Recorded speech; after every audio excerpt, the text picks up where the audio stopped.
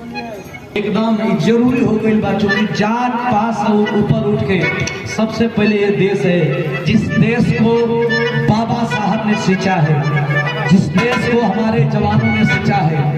और बहुत दुख हुआ जब हमारे देश में ही घुस करके घुसपैठी और 26 पर्यटकों को मार दिए। हम कहते नहीं एगो बात बा भैया कि जब चौकीदार चौकीदारी करते बा, जब चौकीदार चौकीदारी करते बा तो आखिर घुसत कहाँ कुल बाढ़।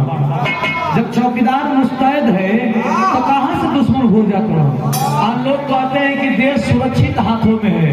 जब सुरक्षित हाथों में देश है तो आखिर हमारे देश के नागरिकों पे गोलीबारी कहाँ से हो रही है। इससे यह पता चलता है कि देश सुरक्षित हाथों में नहीं है और चौकीदार ही चोर है। पहलवा देखा था, पहलवा कुल भीसी मार के पारा दिया कि जागते रहो तो वो चोरी हो जा, तब वो चोरी हो जाए। हमारा राज्य में तो कई बार चोरी हो जाती, सूतता रहा तो वो कतरा जागते रहा। एगो है कि बड़ा वायरल भइल बरवा सब सुनत नहीं। हमर भाई आई बा चंदौली से, वीडियो बनावे तो हम कने गा दे कैसे।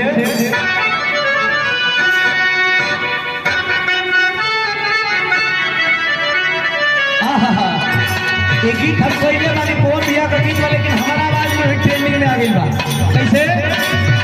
एगो चुमाओ ले जा गाल में संग दिलाओ ले जा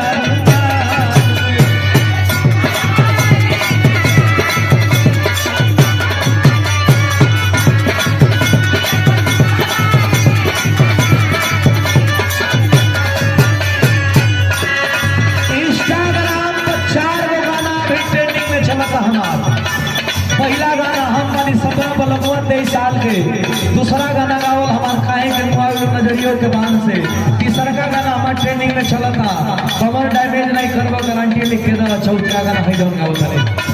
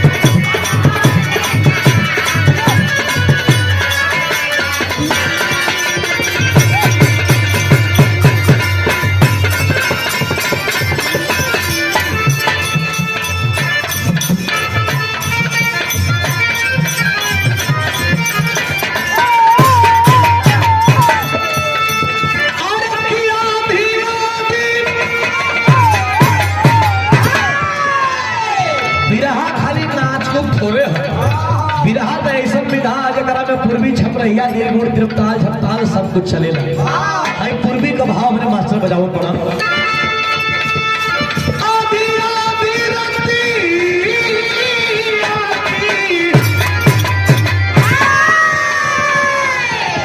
अरे पिछला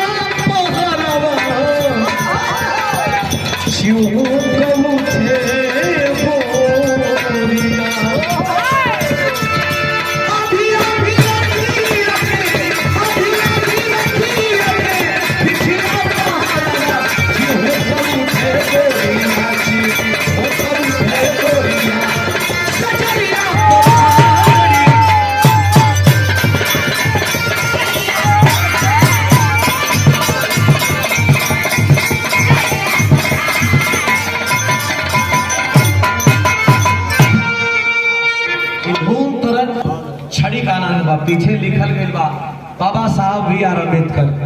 तो जब बाबा साहब तनिके करवा जाओ हुसैन भैया पढ़ी, जब बाबा साहब का नाम आता है तो वहाँ मिशन ही बात किया तो आप लोगों के बीच में एक आज ऐसा मिशन सुना के जाता नहीं